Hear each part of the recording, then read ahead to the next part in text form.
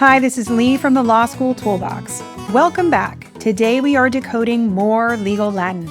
In this episode, part 2 of our series, we will provide you with the meanings of various Latin phrases that are commonly used in law school classes. Our first Latin phrase is subpoena. The Latin word subpoena means under penalty. This term is used in civil procedure classes. In the legal context, a subpoena is a legal document that commands a person to either 1. Appear in court or at a deposition and testify under oath, or 2. To produce documents or other tangible evidence. A subpoena commanding testimony is called a subpoena ad testificandum, which is Latin for under penalty to testify. And a subpoena commanding the production of documents or evidence is called a subpoena ducis tectum, which is Latin for under penalty you should bring with you. Our next legal Latin phrase is also from civil procedure, and it is in limine. The phrase in limine means at the threshold or at the beginning.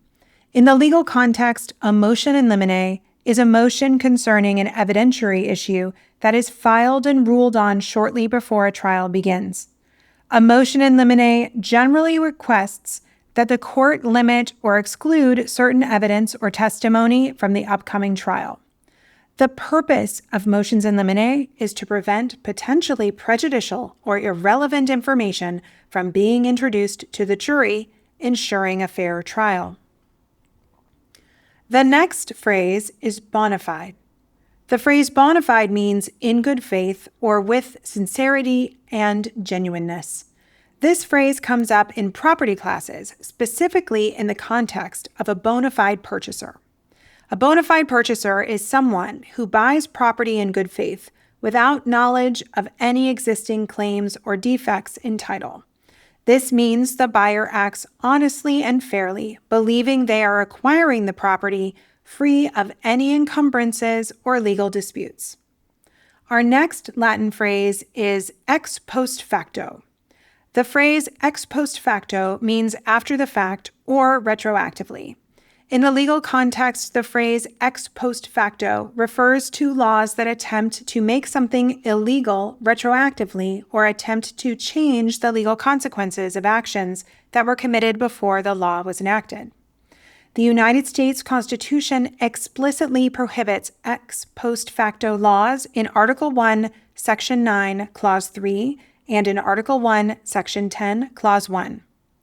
Our next phrase is in personam. The phrase in personam means against the person. In the legal context, the phrase in personam refers to legal proceedings that are directed toward an individual or entity. In an in personam action, the court's judgment affects the rights and obligations of a particular person or entity, such as in cases involving contracts or torts. In personam actions are often contrasted with our next legal Latin phrase, which is in rem. The phrase in rem means against the thing. In the legal context, the phrase in rem refers to legal proceedings or rights that are directed against a specific piece of property rather than against a person or entity. The outcome of an in rem action affects the property directly, regardless of the parties involved. Common examples of in rem actions are maritime cases involving ships and civil and criminal forfeitures proceedings. The next phrase is ex parte. The phrase ex parte means from one party or on behalf of one side only. In the legal context, the phrase ex parte generally refers to court proceedings, communications, or actions taken by one party without the presence or participation of the other parties in the action. Ex parte motions or hearings are often used in situations where immediate action is needed, and there is a reason why the other side cannot be notified in advance. For example, a domestic violence victim seeking an emergency protective order without the abuser present due to immediate safety concerns. Our next Latin phrase is in camera. The phrase in camera means in the chamber or in private.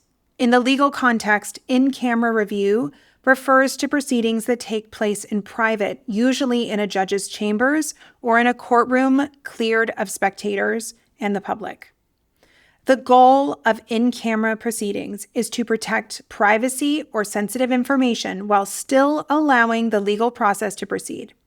Examples of when a court might engage in-camera review is when the court is reviewing privileged claims or classified government information. Our next phrase is pro se. The phrase pro se means on one's own behalf or for oneself. In the legal context, pro se refers to a person who represents themselves in a court proceeding without the assistance of a lawyer or attorney. The person can appear pro se in both civil and criminal cases, although it is more common in civil cases. Our final Latin phrase for today is dicta, which is short for obiter dicta. The phrase obiter dicta means things said in passing or other things said. In the legal context, the term dicta refers to remarks or comments made by a judge in a legal opinion that are not essential to the court's decision in the case. Dicta may be considered as persuasive authority, but is not considered binding precedent, and future courts are not required to follow it. Thanks so much for joining us today. We hope this episode has been fun and has given you further insight on the meaning of various common legal Latin phrases. If you enjoyed watching this video, give us a like, leave us a comment, and subscribe so you don't miss any future content.